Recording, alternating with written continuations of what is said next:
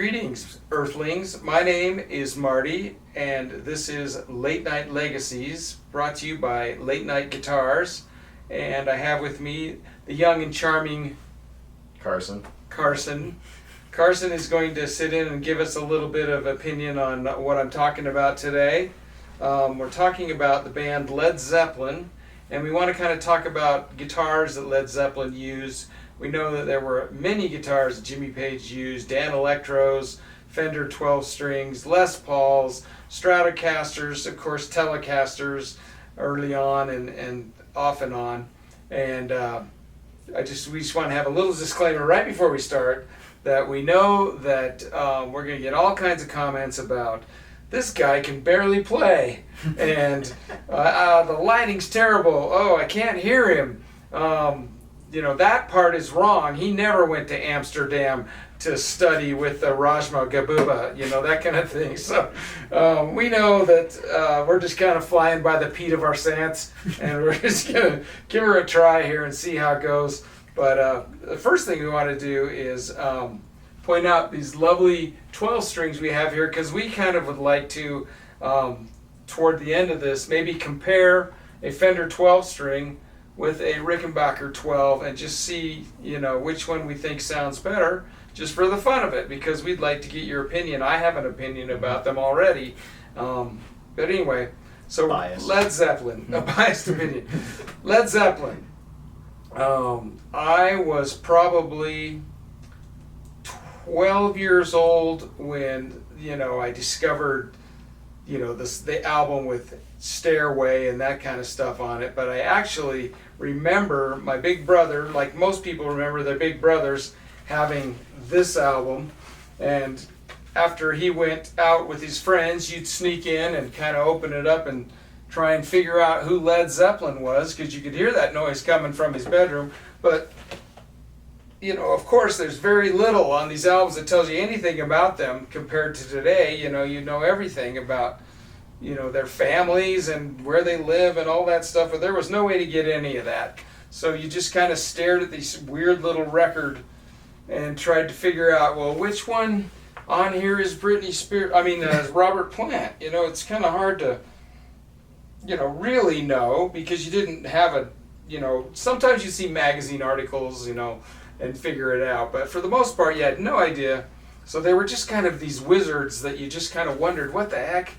Who's making this music and that kind of thing. But I remember this album specifically because, the first music that I remember listening to and getting my mom to buy me was actually those fabulous mop top four people that everybody loved, the Monkees. I would play the Fireplace Tools and make my mom put on I'm a Believer over and over again, and I would play the Fireplace Tools. I was especially good on the little broomy one, but that was the extent of it. And then all of a sudden I heard this and my whole world changed. But I also remember a couple of years later, I was probably 14 and a new album had come out. My brother had bought it on 8-track, and it was pink, and I'm like, what is that pink record? And it turned out to be Houses of the Holy, this guy. So I would sneak in and watch or look at the cover, and I would just think, why is it pink? That was mostly what I thought about that album. Why is it pink? No. But, by that time I was playing the bass and playing the guitar and stuff like that. And so I loved Houses of the Holy. And everybody talks about their favorite Zeppelin records. But that one's really a hard question for me, because as great as Zeppelin 2 is and Zeppelin 4, some reason I just always go back to Houses of the Holy. The Rain song completely blows my mind. I don't know, Carson, when did you first discover the band Led Zeppelin? They're from England. Oh, okay. And so, no, the only first time I can really remember it, and so was like, I had a little iPod Nano thing, and so like elementary school, and so and I remember the song Heartbreaker was one of the songs that was on there because I think I like had your iTunes Mm-hmm. or something, and I remember Heartbreaker was on there, and so and just every once in a while that would come on, and so then I remembered liking the song Heartbreaker, and so then I just progressively, I think like middle school was when kind of like started paying a little more attention. Middle school or high school was when I finally started paying a little more attention to it, and so I remember like my friends Huey and Eli, and so they took guitar from you, and so they loved Zeppelin, and so I would like on off hours we'd drive around, and so Huey would be playing like I don't know, Zeppelin 4 or something, or like there'd be something would come on like Black Dog or something like that, and then just playing guitar more, and so started showing up a little more. I mean, I will say that if you're a guitar player or learning guitar, I mean, every guitar player goes through a Led Zeppelin phase, no matter what, you know, I mean, more so than, you know, oh, he's going through that Pablo Cruz phase again. You know, that doesn't really happen like it happens with Zeppelin. Well, I'm not dissing the PC, sorry. Yeah, everybody goes through a Zeppelin phase if you play the guitar, for sure.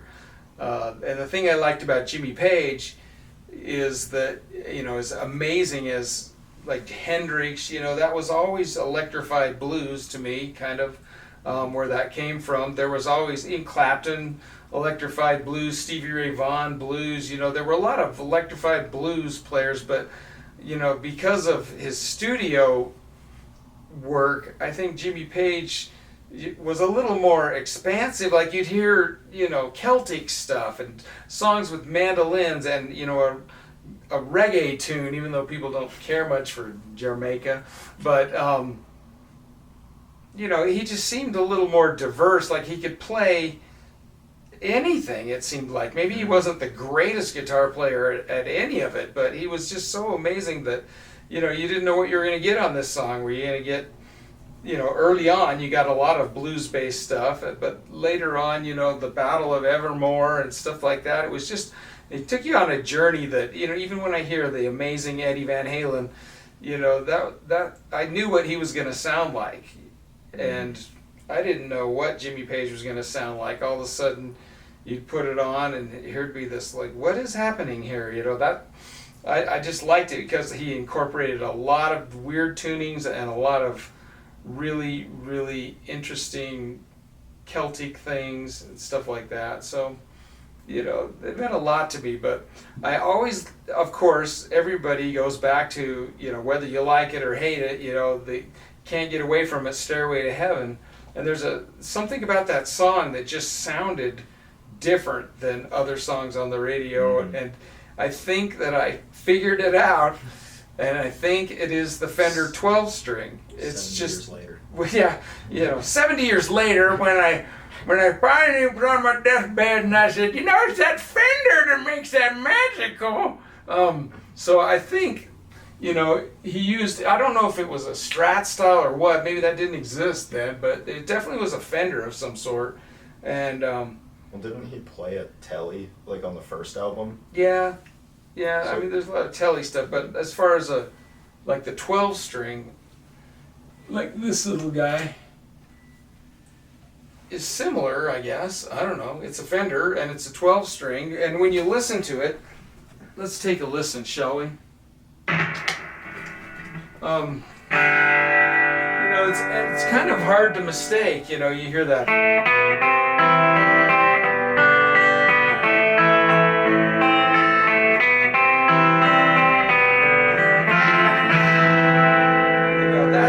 Sound, you know, I realize, you know, the very first part of the song is all that, but that's not, you know, that's just acoustic guitar, I think. Yeah. Once again, don't fact check us because you're going to be disappointed. I think that, you know, there's a part in the song where it comes in and it's starting to build like that song does, and I think it really helps to have that 12 string just kind of, you know.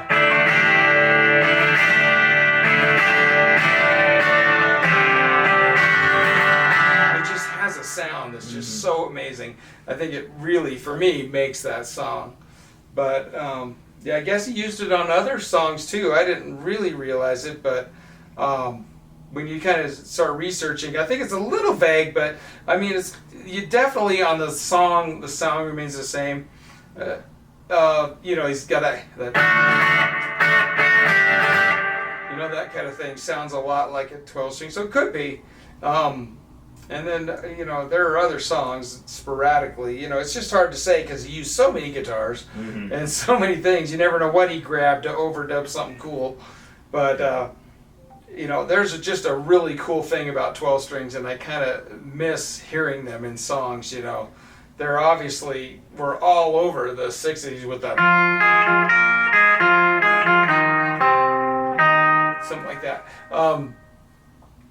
And they're really distinct. You know, you hear a song starting with a 12 string and you're like, ah, cool, you know, that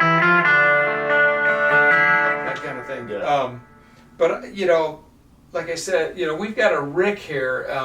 It seems like when I'm playing this, it's really loud and really dynamic. And let's compare it with the Rick and see what you think.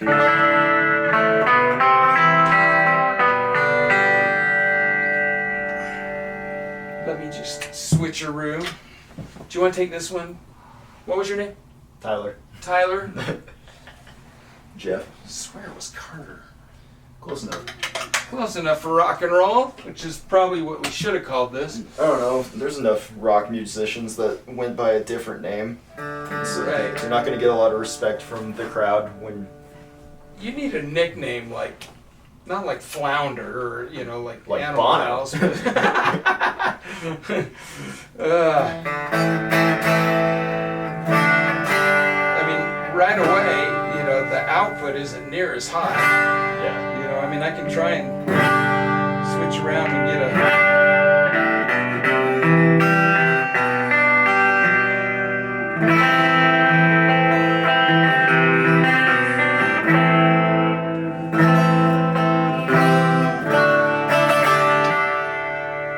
Yeah, you'd really have to do some boosting up the sound, especially there.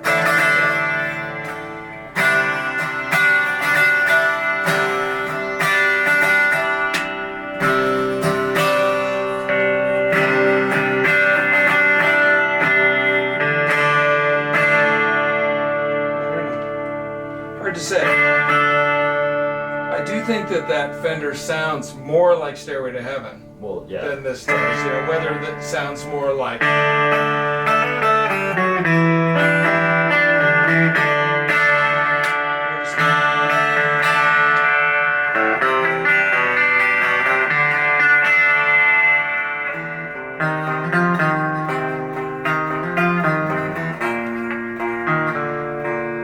know it's not the song that this guitar was used for at all, but from playing this guitar, it sounds really good for Wish You Were Here.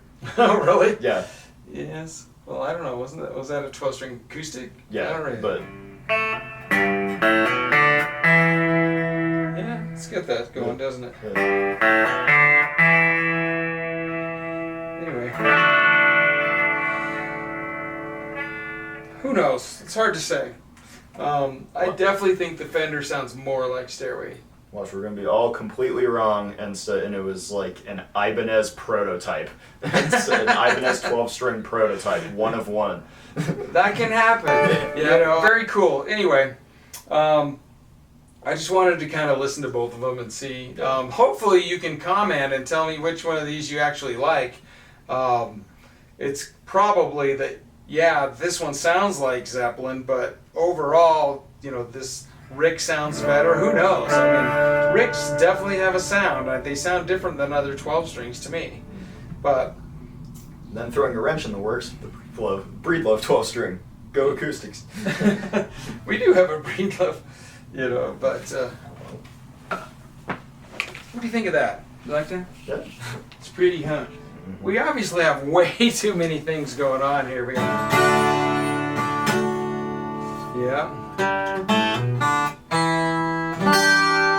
Yeah. Certain things, just all of a sudden you hear the song when you hear it. No doubt. But anyway, thanks for watching. We'll look forward to hearing your comments and seeing your faces in our dreams. Also, if you say Rickenbacker, you're stupid. We should probably get that, right? No. No.